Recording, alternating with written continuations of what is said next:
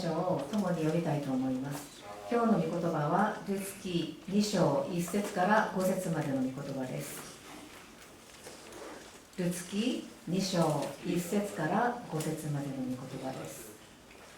はい、じゃあ一緒に読んでみましょう。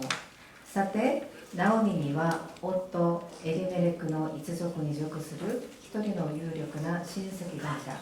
その人の名はボアズであった。モアブの女ルツはナオミに言った。畑に行かせてください。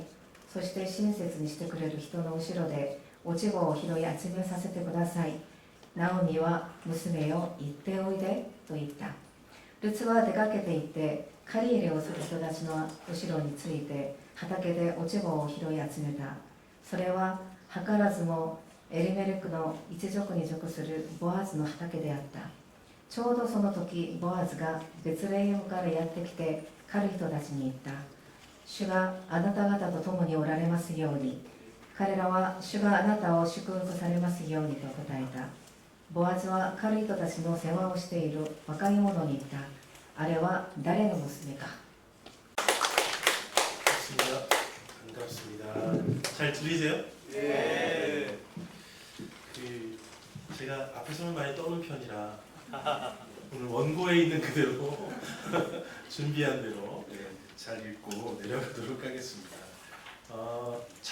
제가 작년인지 한 번 왔었던 기억이 나는데 그때 계셨던 분도 있는데 더 부흥한 것 같은 느낌이 드는 것은 제 설교 때문이 아니었겠죠? 예, 코야스민주 목사님 지금 아마 선교 가신 걸로 알고 있는데 그곳에서도 복음 전하실 때 하나님 은혜가 있을 줄 믿습니다. 예, 여러분 지금 읽어주신 룻기는 특히 2장은 나오미와 룻이 베들레헴에 돌아오게 되는 이야기의 한 단락입니다. 와서 어떻게 살아갈지를 이야기하고 있는 본문이에요.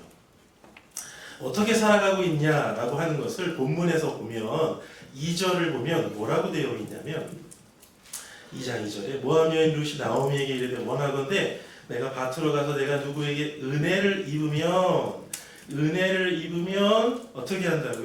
그를 따라서 이삭을 줍겠나이다 라고 말을 하고 있습니다.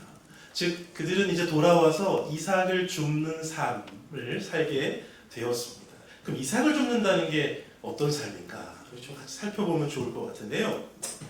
성경이 있으시거든 신명기 15장을 한번 찾아보세요. 신명기 15장을 보시면 신명기 15장 1절 먼저 살펴보면 이렇게 되어 있어요. 15장 1절에 신명기에 매 7년 끝에는 면제하라 이렇게 되어 있습니다. 7년 끝에 그러니까 매 7년마다 7년이 되면 면제해 주라는 건데 뭘 면제해 주냐라고 하면 2절 바로 이어지는 2절 면제의 규례는 이웃에게 구워준 어떤 채주 모든 채주는 그러니까 빚은 다 7년째마다 7년 턴으로 다 탕감을 해주게 되어 있어요. 그런데 조금 더 넘어가서 신명기 15장 7절부터 8절을 보면 이렇게 되어 있어요. 내 하나님 여호와께서 내게 주신 땅 어느 성읍에서든지 만약에 가난한 형제가 있거든 가난한 형제에게는 너무 욕심 부리지 말고 8절에 보면 손을 펴서 필요한 대로 넉넉히 구워주라 라고 되어 있어요. 여러분 이걸 두 개를 이어보면 되게 좀 신기해요. 왜냐하면 15장에서 처음에는 빚이 있으면 뭐 하라고요? 7년마다 이렇게 해서 신발로서 이렇게 지워주라 이렇게 이야기를 하고 있어요.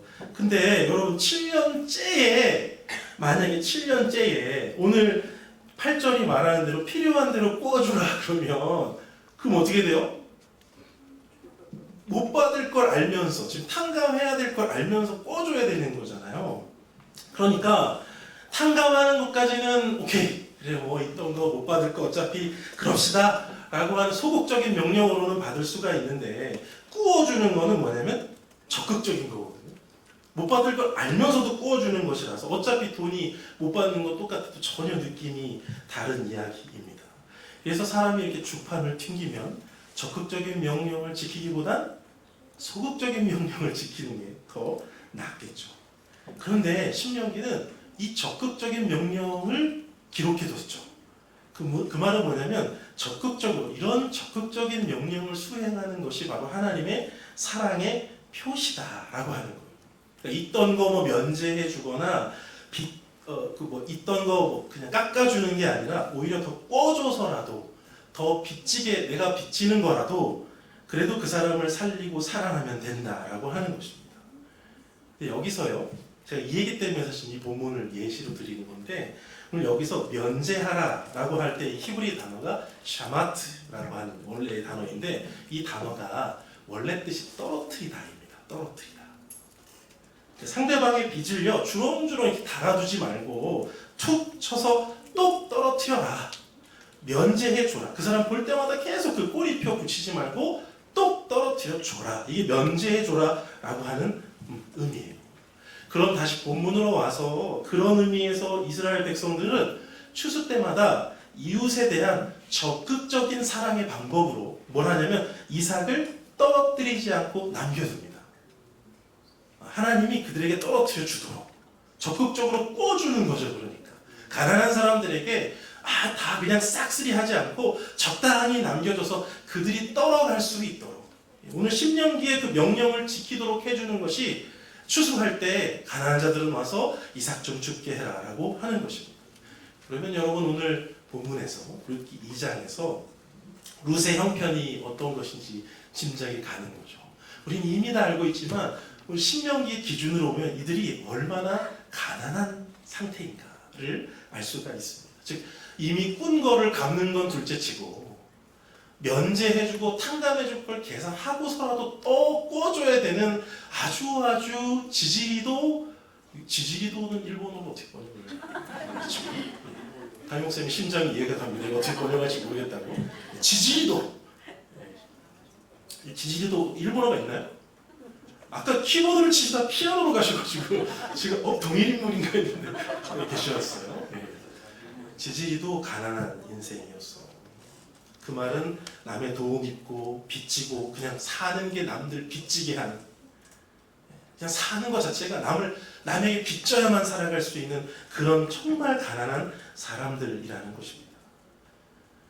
그런데 이 당시 룻의 처지도 그랬지만 더 심각한 게 뭐냐면 여러분 룻기의 배경은 사사기입니다. 즉 사사시대입니다. 사사시대의 특징이 뭐냐면 사사시대는요 사사기에 보면 계속 반복되는 표현이 뭐냐면 왕이 없으므로 각자 자기 소견에 옳은 대로 행하였더라라고 하는 거예요. 그 말은요 가난한 자를 위해서 아까 말한 샤마트 즉 떨어뜨리고 죽지 않는 가난한 사람들이 그 떨어지는 것을 죽도록 하는 그런 일조차도 자기 소견에 옳은 대로 행하던 시대라는 겁니다. 안 해도 그만이에요. 7년째 탕감해주고 내 소견대로 하면 그만이고 가난한 자를 위해서 빌려주고 꿔주고 적극적으로 샤마타 하는 것도 내 마음대로 결정하는 그런 시대였습니다. 여러분 이렇게 생각해 보면 오늘 우리가 너무 쉽게 익히 알고 있는 오늘 본문에 나오미와 룻의 처지가 우리 생각보다 훨씬 더 불쌍하고 훨씬 더 불행하다는 것을 알 수가 있습니다. 그런 배경을 생각하면서 오늘 본문 2절을 다시 읽어보면요 이렇게 저는 좀 읽히는데 제가 한번 읽어드려 볼게요. 모압 여인 룻이 룻기 2장 2절입니다. 모압 여인 룻이 나오미에게 이르되 원하건대 내가 밭으로 가서 누구에게 은혜를 입으면 그를 따라서 이삭을 줍겠나이다.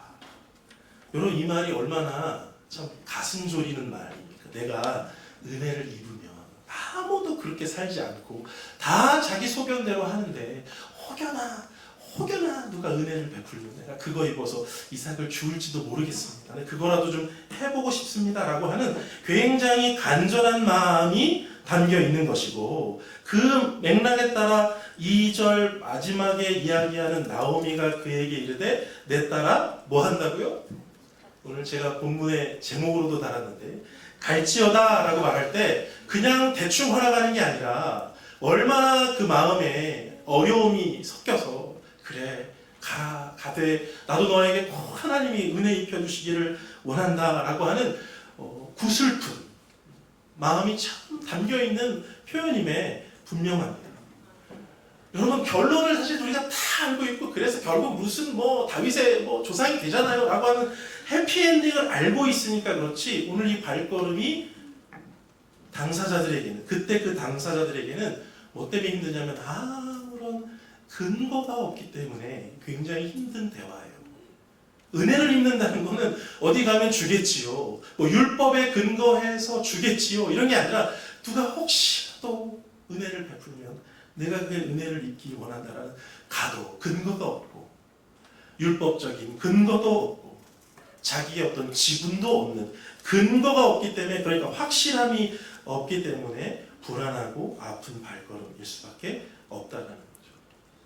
제가 오늘 본문을 정한 이유를 이제 좀 말씀드리자면, 여러분, 저도 포함해서요, 우리가 참 이런 것 같아요. 뭐냐면 결국 내 문제로 갖고 오면 좀 다르게 생각할 수밖에 없는데, 근데 남의 얘기는 되게 간단하게 이렇게 생각해요. 마치 이 본문을 볼 때처럼, 은혜를 입으면 죽겠나이다, 굉장히 믿음에 있는 시도, 갈지어다 라고 할 때 믿음이 있는 어떤 응답, 이렇게 생각하는데, 그 얘기와 그 상황을 오늘 나에게 가지고 온다고 하면 이것은 굉장히 말하기도 어렵고 시도하기도 어렵고 답하기도 어려운 문제라는 것이죠. 왜냐하면 우리 자신이, 저와 여러분 자신이 늘 근거가 있어서 결정하기를 원하거든요.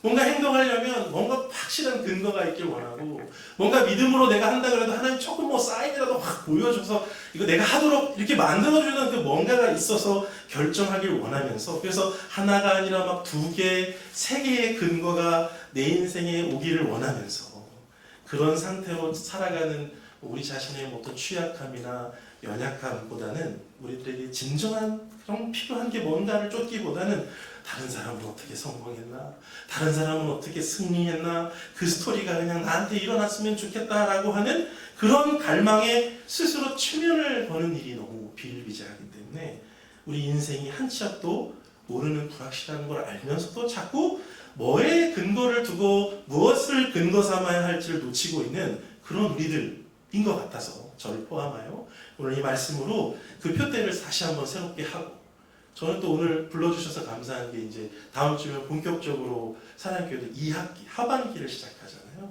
그래서 여러분들에게도 그 하반기에 좋은 표대가 되는 하나님의 소망 있는 말씀이 되길 원합니다. 그렇다면 여러분, 우리처럼 이런 불확실한 인생, 좀 근거가 날마다 필요한 그 인생에 명확한 근거가 되는 것이 무엇이냐면 하나님의 먼저 계심입니다. 하나님의 뭐요? 먼저 계심. 룻기 2장 1절을 보세요. 여기는 같이 한번 읽어보겠습니다. 룻기 2장 1절 같이 읽어보겠습니다. 일본어로 읽으실 분은 읽으셔도 됩니다. 여긴 제가 객이니까 편하게 읽으십시오. 2장 1절 읽겠습니다. 나오미의 남편 엘리멜렉의 친구로 유력한 자가 있으니 그의 이름은 보아스다. 여러분, 여기 우리가 살펴보고 있는 나오미와 룻하고는 전혀 다른 존재가 등장합니다. 이름이 뭐죠? 보아스입니다. 보아스. 근데 1절에서 그 보아스를 뭐라고 설명하냐면 유력한 자다, 이렇게 표현합니다. 유력한 자라는 건 여러 의미로 해석이 가능해요. 첫 번째는 돈이 많아 부유하다. 지금 이스라엘이 흉년이 들었다가 이제 막 바뀌고 있는 시점인데, 그런 가운데도 유력하다라는 소리를 들을 정도면 그 흉년에도 부유했다는 뜻이죠. 그래서 그는 유력하다는 의미에서 또 가능성이 많은 겁니다. 뭐래도 지금껏도 가능성이 있어서, 뭐 재물이든 신분이든 있었기 때문에 뭔가 가능성에 힘이 있다라는 것이죠. 그래서 2장 1절에 보아스를 이렇게 표현하는데 더 서술어를 붙여서 엘리멜렉의 친족으로, 나오미의 남편 엘리멜렉의 친족으로 유력하다. 즉 나오미의 남편 쪽 그 가게의 한 사람으로서 어떤 일을 할 가능성이 있는, 아주 힘 있는, 가능성이 있는 사람, 유력한 사람이다, 이렇게 이야기하고 있습니다. 이건요, 나오미하고 룻에게는 지금 없는 겁니다. 그리고 나오미와 룻에게 필요한 것들입니다.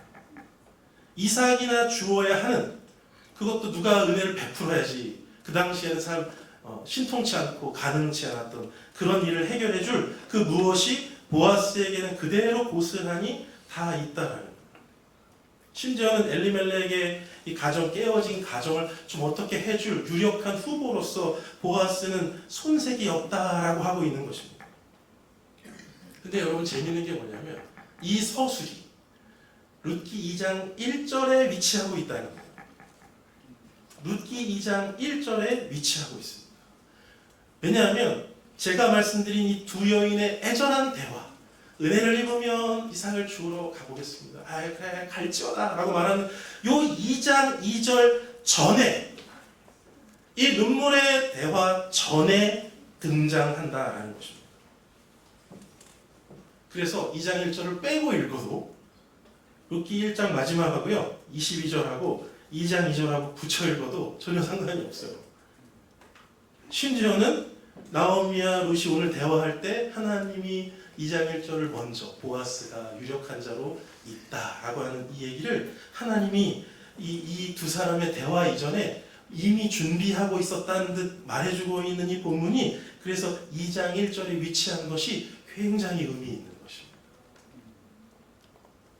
하나님이 어떻게 하신다는 거예요? 이 유력한 보아스를 준비하고 있다는 것입니다. 나오미와 룻의 애절함과 상관없이 그 대화를 듣고 준비하는 것도 아니고 그 대화 전에 준비해 놓고 있다라는 것입니다. 그래서 3절에, 오늘 보면 3절에 룻이 가서 베는 자를 따라 밭에서 이삭을 줍는데 그 다음에 나오는 단어가 뭐예요? 우연히, 한국어로 우연히. 4절에는요 마침. 이런 단어들이 결코 행운이 아닌 것이죠. 2장 1절에 먼저 계시는 하나님, 먼저 준비하시는 하나님이 그 애절한 대화 속에 우연히, 그러나 마침 보아스를 2장 1절에 미리 준비하셨던 보아스를 만나게 하셨더라라고 하는 것입니다. 그래서 제가 아까 말씀드린 대로 우리의 모든 근거는 하나님의 먼저 계심, 먼저 계신 하나님이 먼저 준비해 주신다. 이것이 우리들의 믿음의 근거가 하는 것입니다. 창세기 1장 1절, 그럼 암송하지 않아도 되는 굉장히 중요한 어려운 구절. 창세기 1장 1절이 뭐예요? 태초에 하나님이 천지를 창조하시니라 합니다. 그 말은 창조 이전에 하나님이 계셨다는 뜻이에요. 하나님이 뭐 만드셨는 것만 감고 있지 않고 하나님이 태초에 천지를 창조했다는 것 자체가 창조 전에, 태초 전에, 시간과 공간이 존재하기 전에 이미 하나님은 계셨다라는 것을 증거하는 것입니다. 그럼 그 하나님이 먼저 일하셨기 때문에 이 세상이 존재하는 거죠. 먼저 계셨고 먼저 일하셨기 때문에 이 세상이 존재하는 거죠. 오늘 2장 2절에서 은혜를 입으면 갈지어다 라고 말하는 그 대화를 듣고 그제 일하시는 것이 아니라 그 대화가 일어나기도 전에 하나님 먼저 계시고 보아스를 먼저 준비하시고 그를 통해 뭔가 먼저 일하실 것을 먼저 행하고 계시는 것처럼 오늘 우리의 근거는 그분의 먼저 계심과 그분의 먼저 일하심에 두어야 할 것입니다. 아브라함을 잘 아십니다. 아브라함이 그의 믿음의 여정 중에 번번이 하나님을 만납니다.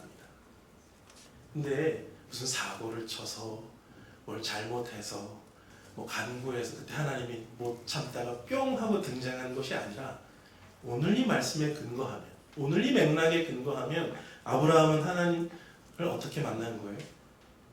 그가 먼저 그곳에 계시다가 그를 불러내신 하나님이 그보다 먼저 일하심으로 아브라함을 계속 만나주시고 아브라함이 끝내 모리아산에 이르러 여호와 이레를 선포하도록 그렇게 계속 역사해 주셨다는 맥락이지, 가서 아브라함이 뭐 하다가 안 되니까 하나님이 나타나서 뭐 솔루션을 주고 수정해 주고 보완해 준다라는 맥락이 아니라는 것입니다.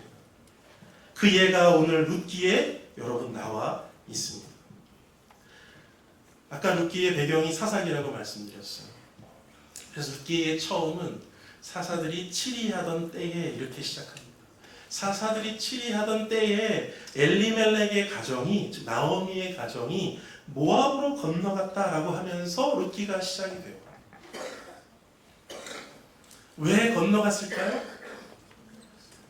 흉년이 심해서요. 그 흉년이 심해서라는 말을 오늘 제 맥락의 언어로 좀 바꿔보자면 그들은 이스라엘에게 하나님이 일하지 않는다고 얘기했어요.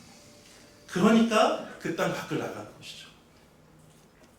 그러니까 그 땅 밖으로 나가는 거예요. 다른 땅, 이방 땅으로 그렇게 유대인이 혐오하는 땅으로 나아가는 것입니다.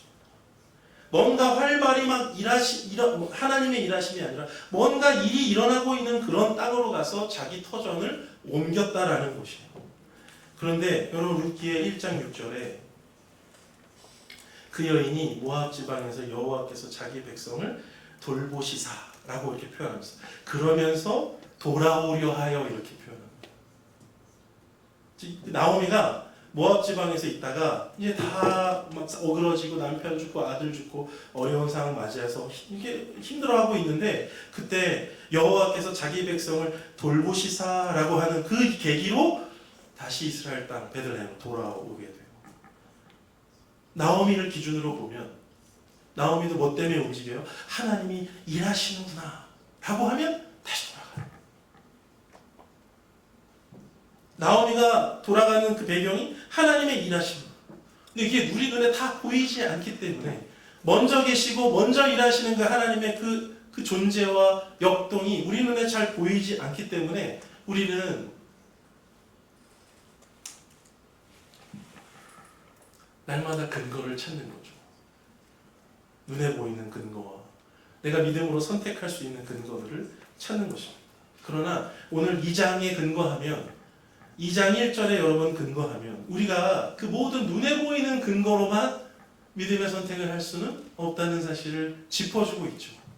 보아스가 준비되어 있다는 것을 알고 이 땅에 온 것도 아니요 알고 그 밭에 간 것도 아니기 때문입니다. 그러므로 믿는 자들은 하나님의 일하심이라는 눈에 보이는 근거만 믿는 것이 아니라 아까 제가 말씀드린 대로 하나님은 우리 눈에 보이지 않지만 먼저 계신다라고 하는 그 선재성에 대한 믿음, 그것을 근거로 해야 그것을 의존하여 결정해야 그것을 통해 얻어가는 열매 있는 삶, 결심 있는 삶을 살게 된다는 것입니다.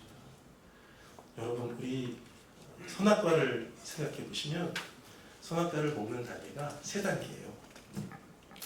첫 번째가 뭐냐면 보암직도 하고 보암직도 하고 두 번째는요 먹음직도 하고 그 다음에 이제 행동에 옮깁니다. 얼마나 맛있어 보였으면 먹었을까 싶은데 이처럼 어떤 행동을 죄를 짓는 결단의 행동을 할 때 그때도 사람은 뭐에 의존했냐면 보는 것에 의존했어요. 보고 먹을만 하니까 먹었지 절대 듣고만 먹질 않았어. 그만큼 우리는 의존하기를 좋아하고 의존하는 것 때문에 죄이냐 아니냐를 판가름 짓는 아주 의존에 취약한 존재고 의존에 결정받는 존재라는 것입니다. 다시 룻기로 와서 여러분 당시 이스라엘이 어떻게 살았다고요? 다 자기 소견에 옳은 대로 살았잖아요. 사사시대 그들은 하나님께 의존하지를 않았다는 겁니다. 그분의 결정, 하나님의 생각을 알려고 하지를 않았다는 거예요. 더 나아가 더 불행한 건 아는 거라고 안다고 착각했어요. 안다고 믿었다는 거예요.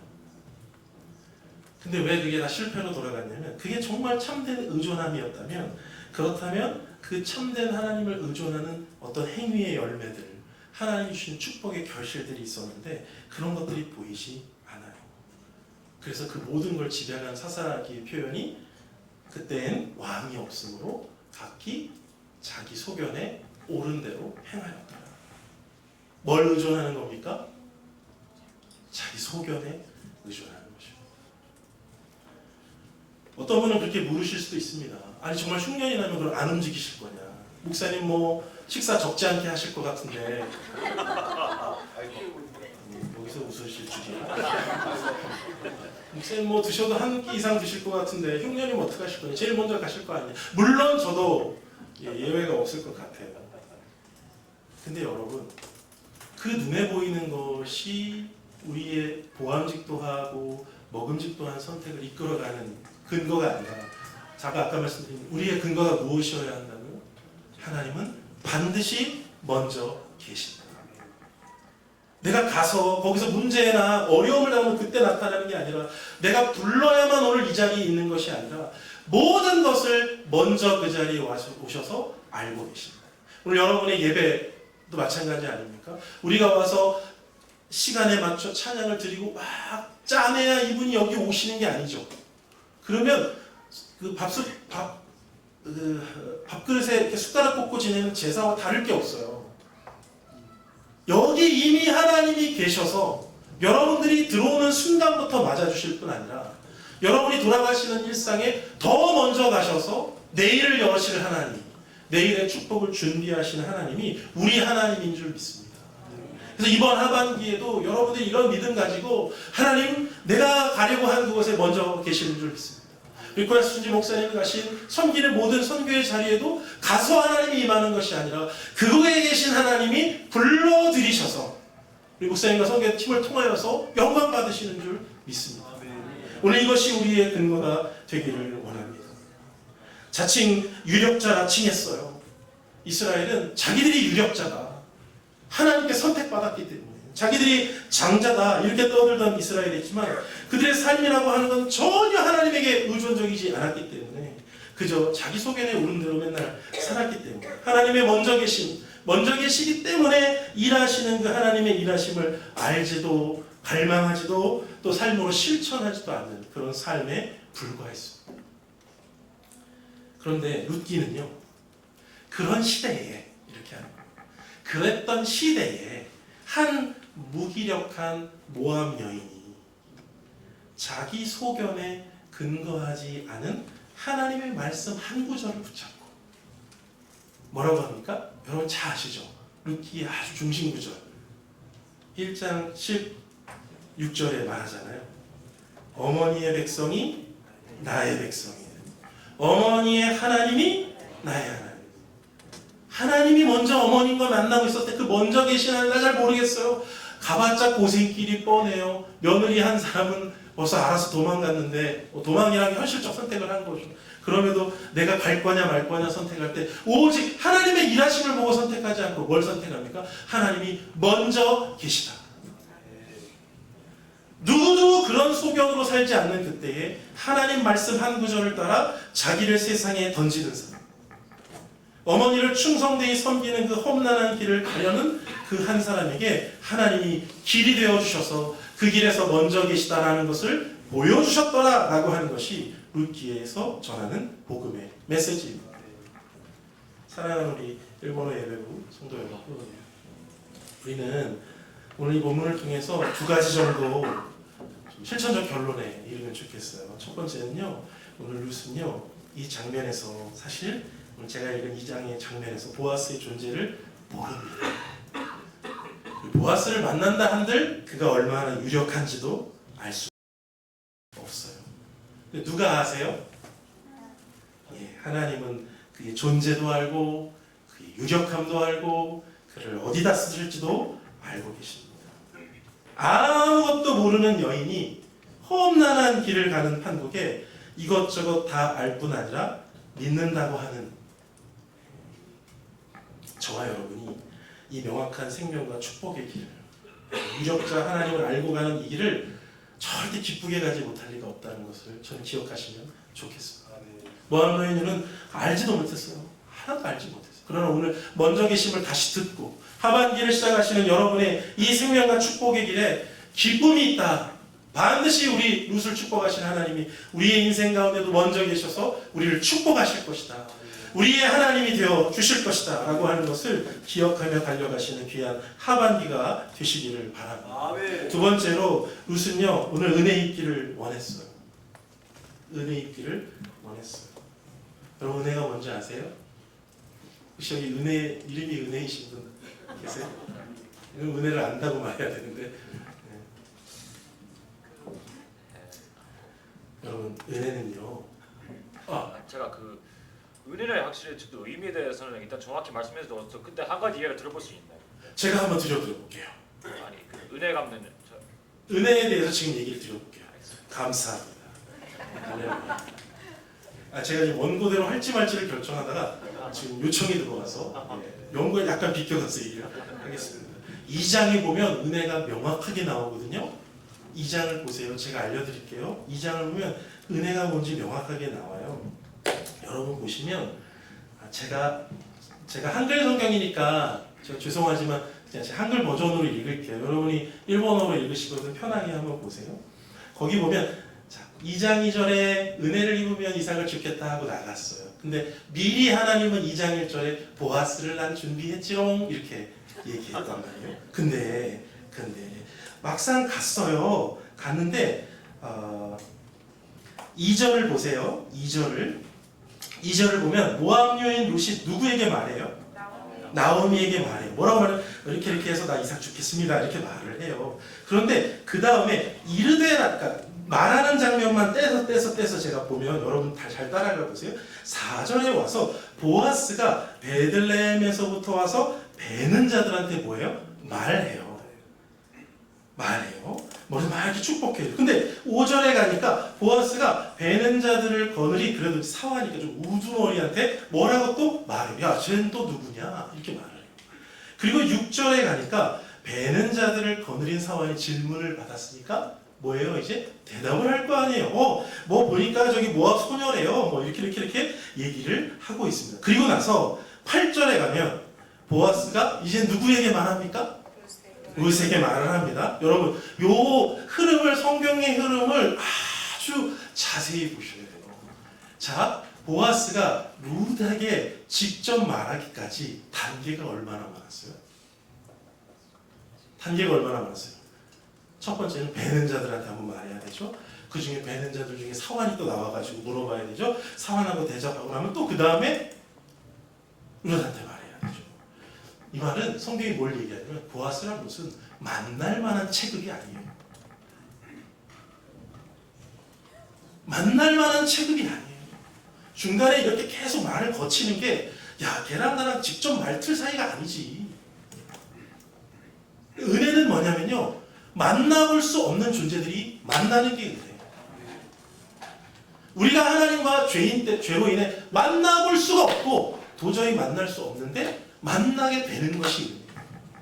우리가 어떻게 예배를 드립니까? 우리가 어떻게 천국에 갑니까? 우리 같은 죄인. 나 같은 죄인 중에 괴수가 어떻게 하나님을 만나요? 만나볼 수 없는, 함께 할 수 없는 그들이 만나본다는 것이 은혜예요. 보아스와 룻에게 그런 은혜가 있습니다. 또 더 나아가서 아까 시작에 이 대화의 시작에 제가 또 이게 성경 얘기하니까 흥분해가지고 번역에 너무 죄송합니다. 너무 빠르게 말하고 있죠. 어쨌든 룻은 나오미한테 뭘 말했어요? 은혜를 입으면 죽겠나이다 이렇게 됐죠. 그런데 결국 보아스랑 만나볼 수 없는 존재가 말을 터서 받은 은혜가 뭐예요? 이삭 죽는 정도가 아니었어요. 그러니까 자기가 절대 꿈꿔보지도 못한 걸 받는 게 은혜예요. 저는 목회자로서 우리가 너무나 은혜를 천대하고 있다고 생각해요. 내가 원하는 거 있잖아요. 내가 기도하는 거 그 정도 되면 나 은혜 입었어 이 정도 생각하는데 룻기를 따지면 만나볼 수 없는 사람을 만나고 꿈꿔보지도 못한 걸 얻는 것, 이것이 은혜라고 말하고 있어요. 만나볼 수 없는 하나님을 만나고 받을 수 없는 영생을 받는 것, 아직 죄인 되었을 때 구원이 뭔지 복음이 뭔지 예수님이 뭔지 전혀 모르는 그런 인생들에게 하나님 나라가 침투해 들어가는 것, 그것이 은혜라고 성경이 사실 룻기를 통해서도 이야기하고 있는데, 아무튼 여러분, 우리는 이런 은혜를 입으면 할 사람들이 아니라 이 은혜를 이미 입은 자인 줄 믿습니다. 오늘 이 은혜를 이미 입은 자세요. 그러므로 오늘 아직 불확실한데 룻에게 갈지어다 라고 말하는 그 힘없는 나오미의 고백이 아니라 오늘 저는 여러분들을 그 은혜를 입으셨으니 여러분 힘있게 가십시오. 하반기의 믿음의 여정을 힘있게 가십시오. 여러분의 그런 응원을 보내드리고 싶습니다. 그래서 오늘 설교 제목을 갈지어다 라고 정해 보았습니다. 인생을 곧잘 길에 비유하는데 오늘 이 말씀을 기억하면서 갈지어다, 이거 여러분에 대한 응원이 아니라 하나님이 오늘 말씀을 가지고 내 딸아, 내 아들아, 내가 너에게 이런 은혜를 이미 주었으니 내가 너의 그 길에 먼저 있으니 너의 그 길을 갈지어다 라고 말씀하시는 하나님의 크신 축복이 여러분 계시고 일하시는 그곳을 찾아가는 믿음의 발걸음, 믿음의 새로운 동력이 되시기를 주님의 이름으로 축원을 드립니다. 기도하겠습니다. 사랑과 은혜와 능력이 풍성하신 아버지 하나님, 오늘 이 시간 귀한 영혼들, 은혜 입은 영혼들을 축복하기를 원합니다. 걱정 말고 나아가라. 내가 거기 있으니 나에게 나아오라. 그것이 아무리 범죄하고 패역한 기가 막힌 현장일지라도 내가 은혜 베풀기를 원하노니 너를 통해 일하기를 원하노니 나를 믿고 나를 근거 삼아 그곳에서 영광을 돌리라 말씀하시는 갈지어다, 믿음으로 갈지어다, 생명으로 갈지어다, 능력으로 갈지어다 말씀하여 주시는 하나님의 파송에 힘입어 오늘 예배 가운데 도전받고 우리에게 주어진 생애로 특별히 하반기 사역과 모든 모임과 하나님 여정으로 궤도로 힘있게 나아가는 복된 인생들이 되게 하여 주옵시고 이 시간 단기선교의 발걸음 가운데 있는 귀한 선교팀의 모든 면면마다 발걸음 가운데 하나님 먼저 계시다는 것을 보여주시옵소서. 먼저 계셨다는 보고를 듣는 귀한 나눔의 시간도 있게 하여 주시옵소서. 예수님의 이름으로 기도드리옵나이다. 아멘. 人生は時にはどうも先が見えないところに置かれていると思うくらい大変なことがあると思いますけれども、しかし主はちょうどいい時、一番私たちに良い時に与えようとすでに備えてくださった恵み、また良き出会いがあると思うので期待していきたいと思います。皆様がその恵みを強く信じて人生を生きていくことを、生かれることを願います。またそのような下半期となることを願い祈ります。ありがとうございました。じゃあでは最後に賛美を、また主が語るならを賛美したいと思います。